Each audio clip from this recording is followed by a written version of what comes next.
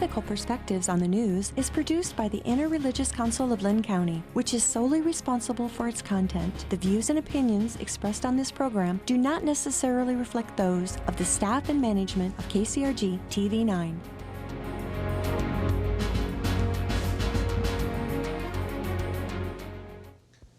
Good morning and welcome to Ethical Perspectives on the News. My name is Scott Samuelson and I'm a professor of philosophy at Kirkwood Community College on the Iowa City campus. Do we have a right to end our lives? Should physicians help us to do so? Dr. Peter Rasmussen thought so. He argued for legal protection for physician-assisted suicide, and just this month, using Oregon's so-called death with dignity law, he took his own life after being diagnosed with malignant brain cancer. Just last month, Governor Jerry Brown signed California's Aid in Dying bill into law. California is the 5th state to authorize physician-assisted suicide.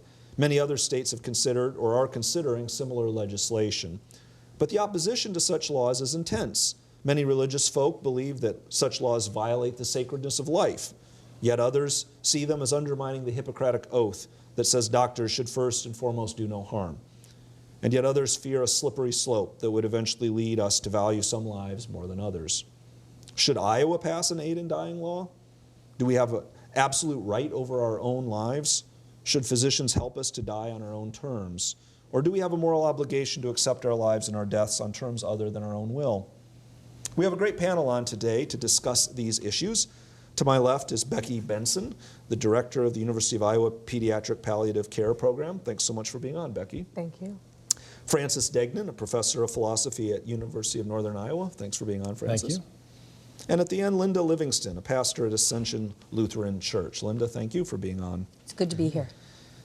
Okay, well, Becky, let's just start off with the big question. Should Iowa have a law that allows mentally competent, terminally ill adults to voluntarily request and receive drugs to end their own lives? Well, I think that's a very difficult question. I think my first answer to that would be that I don't think that that's the best solution to how do we take better care of people at the end of their lives. I think that putting more money and emphasis into palliative care programs, and really I think we've become disconnected from the natural process of dying in America, and we like the idea of control. That's a very unifying principle for most Americans, is we like to control when things happen. But I think that death is a mystery in some ways, and it happens on its own timeline, and I feel that we should have more people who can guide us through that process well, rather than try to wrench control over it.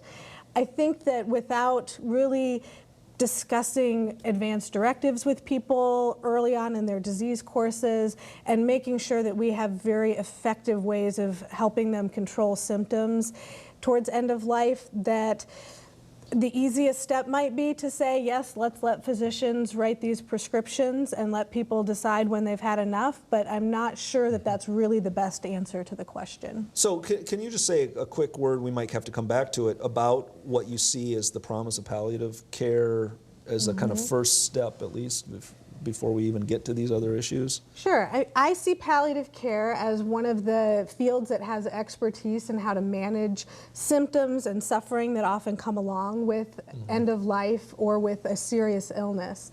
And I think that that's often what people are struggling with when they're deciding that they need this control or this way out of the dying experience. And I think that even physicians are disconnected from the process of natural death. We're used to death in the ICU that involves unplugging people from machines or sudden death, but very few of us really experience natural death anymore the way that it can happen. And so we can't even describe what that should look like to families and help them see that it can be a safe experience, even though it's a new journey for each of us when we go on it. Right. Okay. Well, you've put a lot of issues on the table we'll have to come back to, but let's get Francis in on the discussion with some terminology. You know, and maybe first and foremost, you hear this issue discussed in lots of different ways: death with dignity, euthanasia, physician-assisted suicide, aid in dying. What's the proper way of even talking about what it is we're getting at here that these laws are doing, and what's at stake in these terminological issues? Well, the first thing I always worry about, I'm cautious about the word euthanasia because it means so many different things to different people. You know, literally in the Greek it means good death, right? Which would be a really cool thing, you know, because we have to die anyway, better to have a good death than a bad death. But euthanasia, for some people, is very broad. It means a whole bunch of things, and some people it means just narrow mercy killing. And so what I like to do is just, you know, when I'm talking to my students, I try to keep it as simple as possible. We have several different levels. At one level, you keep the body alive at all cost. Most people would agree that that actually is a violent thing to do. You're causing people to suffer terribly. That's where palliative care, and again, just to simplify the definition, I just think of palliative care is how do we provide comfort and pain relief from suffering, right? And so the second level would be something like allowing natural death, and that's where palliative care also comes in very, very well. Hospice, groups like that, where basically we're keeping people comfortable, but we're no longer aggressively trying to keep their bodies alive. And it's because we know that perhaps either it's because the patient doesn't want it, or because we've run out of our options. Okay? The next level down I think of is physician-assisted suicide. And assisted suicide differs from mercy killing because it's the patient's decision. In mercy killing, it's not my decision, it's being done for me. Assisted suicide, and this is also part of the reason why there's a lot of different questions around it, where does it attack, for example, the integrity of the medical profession. Mercy killing, I think, would challenge that, but not assisted suicide, because again, it's respecting the patient's rights. On the other hand, we have to avoid what I'm going to call also subtle coercion. So if we don't have good palliative care, if we don't have good resources to take care of people, it becomes too easy to write that prescription. Right. It becomes a temptation for the patient to think that maybe I do need to let go here or have my life taken from me so I don't become a burden on people or whatever. Or just because they're suffering and they're not getting the help they need. Right. I may be slightly different from what you're thinking here, and it's this. I think that in almost all cases, when someone asks for assisted suicide, there's a need that's not being met that can be addressed. And so Oregon has one of the highest rates of satisfaction around dying of any state, in part because when the question gets asked about assisted suicide, the conversation takes place. And in that conversation, we often find that other need and can address it. Options become possible. But I'm not willing to say that that's true for everybody. I think there are still going to be, well, I don't know, but I respect the fact that there may be some people out there for whom this is really what they want. And so I also want to respect that as well, but I want to make sure that every resource is exhausted first to protect them and provide a palliative death, a different kind, a good death that doesn't require this. Yeah. Okay. Well, let's get Linda in on this as well.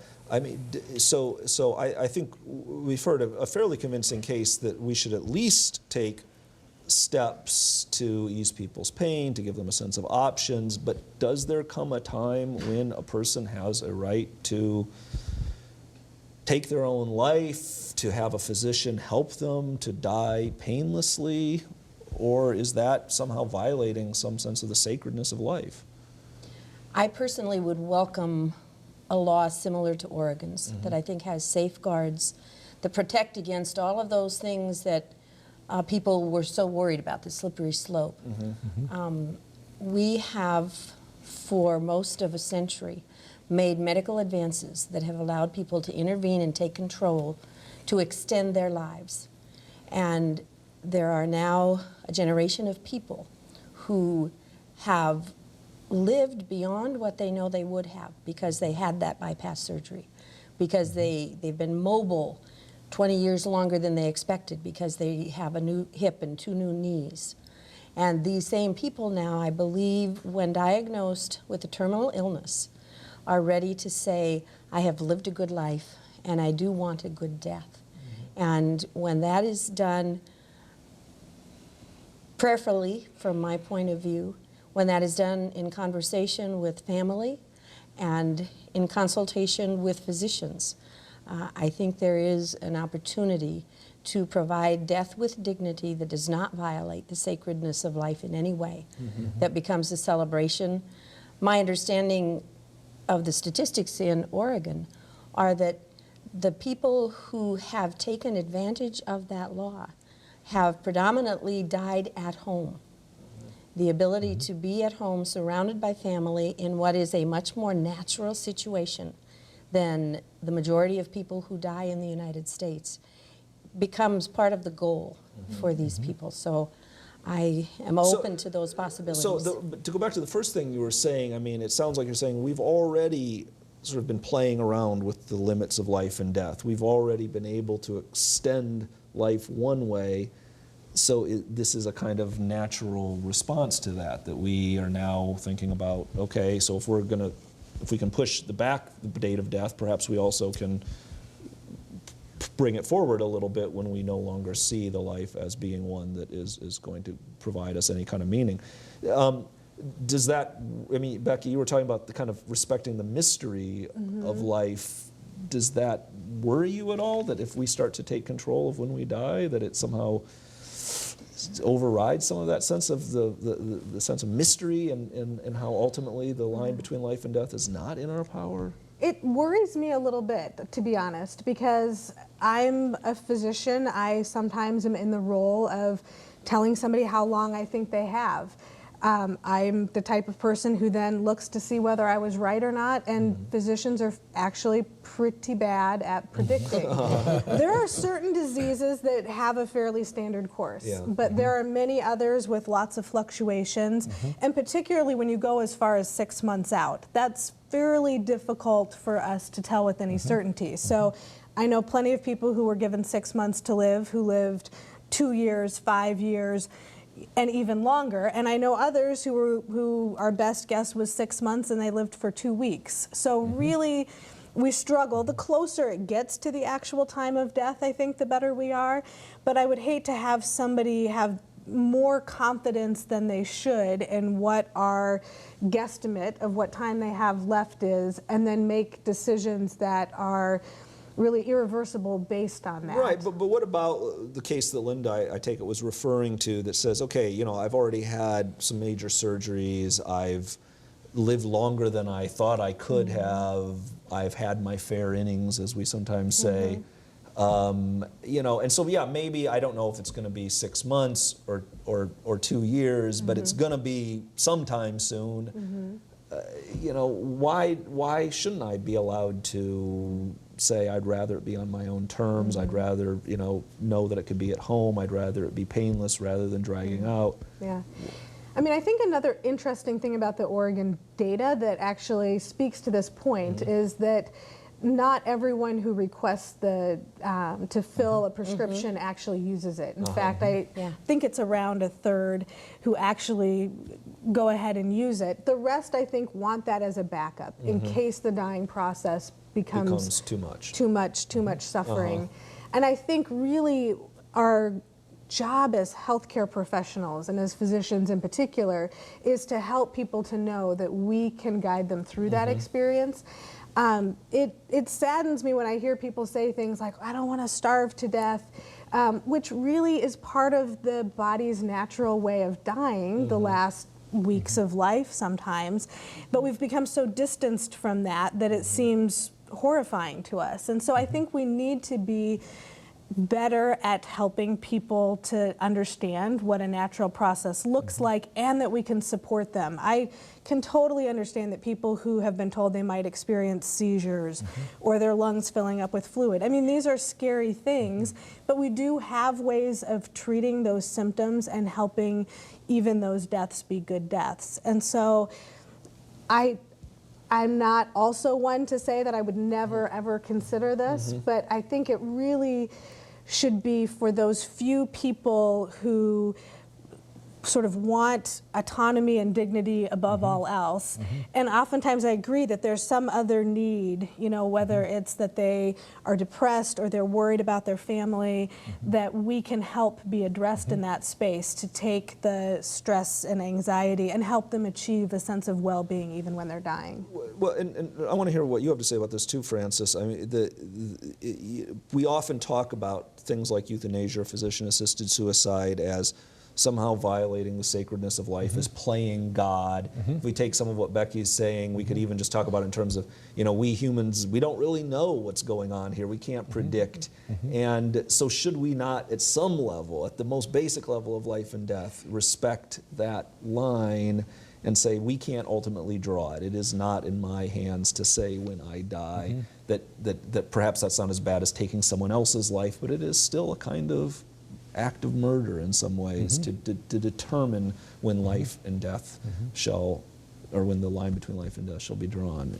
And I think that's a good point. And part of the question is who gets to make that decision, right? Because I certainly wouldn't want to make that decision for somebody else. But even we run into this question of playing God all the time in the hospital. And when I see patients, and the patients say, well, if you turn off the ventilator, aren't we playing God? Well, we're playing God by putting him on the ventilator in the first place, right? Right. And so turning off the ventilator, I think, is a much easier decision under the right kinds of conditions, because then we're kind of admitting our humility before God. Right. Now this is a little stronger because we're taking a positive action. Right. So that's this idea of letting die is somehow letting perhaps different opposed to taking it. And there's a big difference there. Taking a life. And that gets a lot harder. And this is why I think we need to do everything possible to address the other concerns, and also to make sure that there's not things that they haven't thought about, right? That it's not just a temporary depression, that it's not something like that. But ultimately, I'm not going to take away, if somebody is thoughtful and if they're spiritual, if they're prayerful about it, if their relationship with God tells them that this is okay, I don't want to take away that choice from them. But I do want to make sure that every other alternative has been exhausted first. Right. Well, you mentioned, Linda, some safeguards about this, and you seem to be on the same page in terms of saying this should be a very, very serious decision. When it happens, it should be done, as you put it, prayerfully, or at least in light of the big issues that are going on, that it should be a kind of last resort. It should not be done lightly. So, but can we have a law that mandates that people prayerfully make the decision? No, I mean, obviously not. And I think thoughtfully, though. Or thoughtfully. The safeguards of Oregon, I think, require that it is a thoughtful decision. And it what does that involves mean? I mean, so consultation not only with one doctor, but with a second physician who together are making a ruling on competency, on mental health. And terminal. Yes, the terminality of the diagnosis. To the best that we can come up with. I think there are people who are opposed. There's also a waiting period. Right. And it has to be multiple requests with witnesses. And multiple verbal requests and a request in writing, separated by, I think, 15 days. And so it really requires a thoughtfulness on the part of people who are going through that process. But then, so that seems very reasonable. But then what about someone who says, well, I have this chronic illness that is debilitating. It's not terminal, but I don't want to live with this forever. Why am I different from the person whom a doctor has given a year to? And the doctor could be wrong anyway.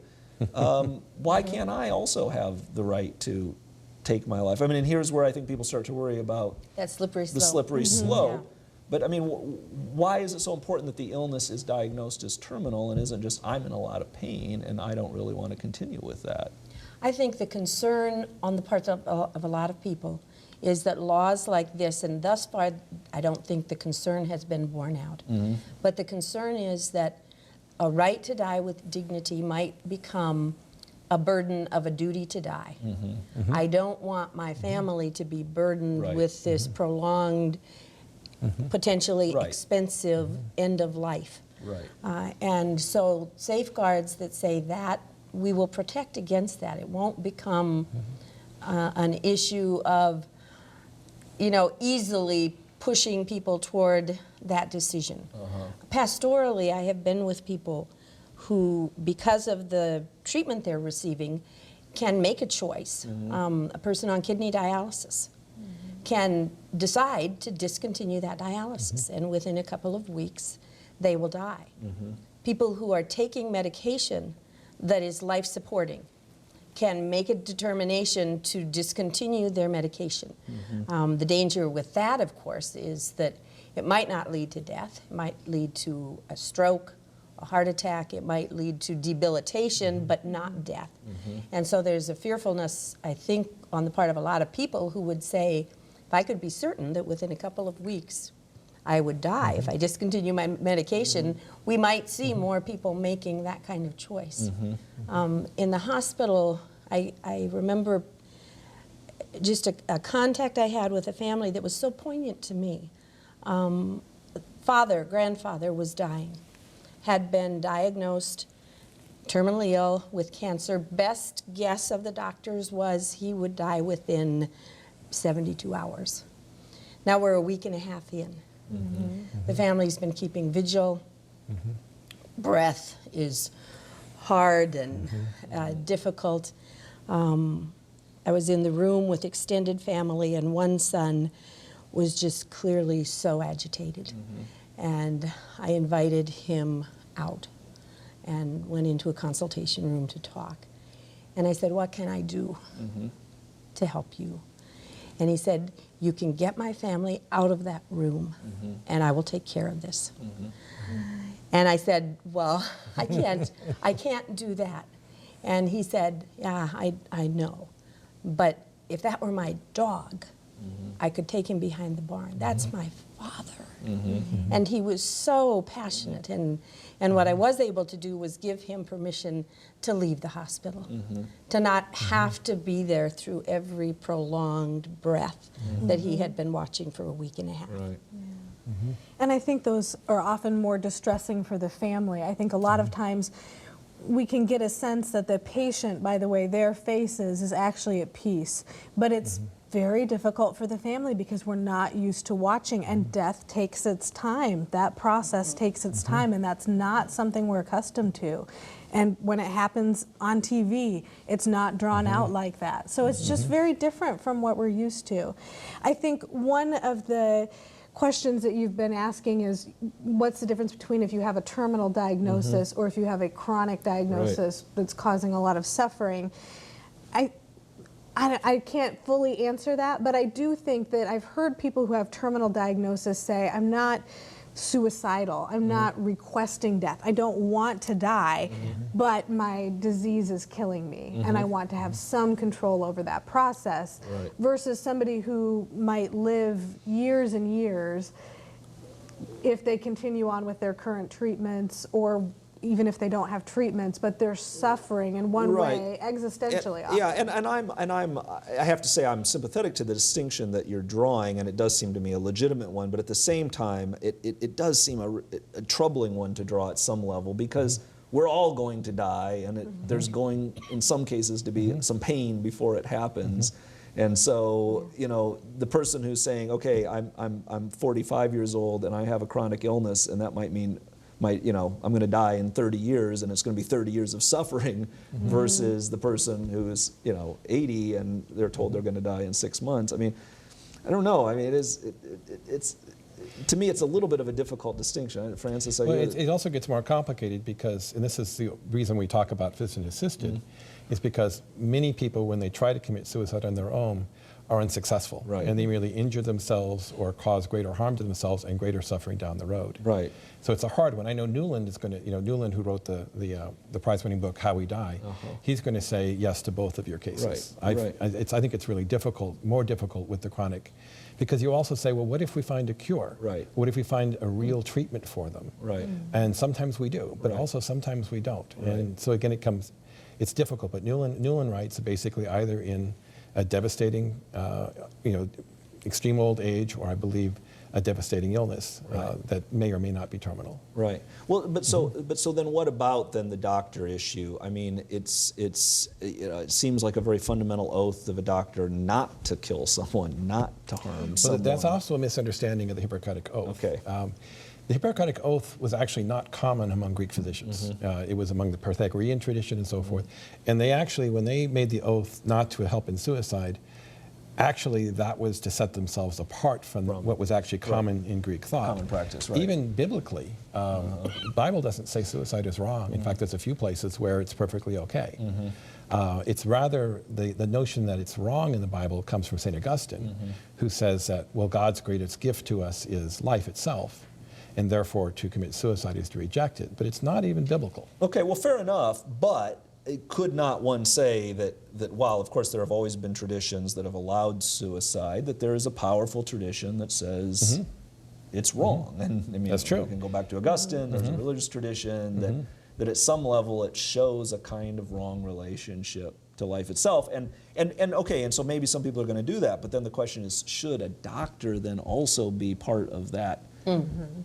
I think the definitions, again, the semantics get tricky. Right. Because there are those who are opposed to palliative care because they believe it is passive euthanasia, that it is the first step on the slippery slope. And so... And that's a misunderstanding of the slippery slope, by the way, too, because the problem with the slippery slope argument is it's used to say, because that end is so bad, we need to go as far as we can in this direction. Right. The place of least violence is always somewhere on the slope. The place but there's always a bit of a gray area, and we're not going to be perfect about that. Right. But so the argument's often misused, but it's not what the slippery slope argument works really well as a caution to be careful where we are on the slope. But and that seems right to me. But again, I'm coming back to this issue of, I mean, does a doctor have any kind of, I mean, I take it would be a kind of moral dilemma, at least for many doctors, to say, I'm going to use drugs to take this person's life. Yes, and the American Medical Association and most medical associations are not supporting death with dignity or aid in dying at this point because of that realization that it can be a harm that's irreversible. And many palliative care physicians, in fact, would say, we need to do everything we can to support a person's quality of life and to help them with well-being, but to actually aid in their dying in an active way, such as prescribing something or giving them information that they can use to take their own life, is not really within the healing realm that a doctor would espouse of themselves. Yeah, and that's also a reason why no doctor should be required to do this. I know, and it's not necessary. But let me push the palliative care issue one step further. There's also, I think, a really important thing that many people misunderstand, even some doctors misunderstand. Oftentimes, when we're doing palliative care, we actually hasten death.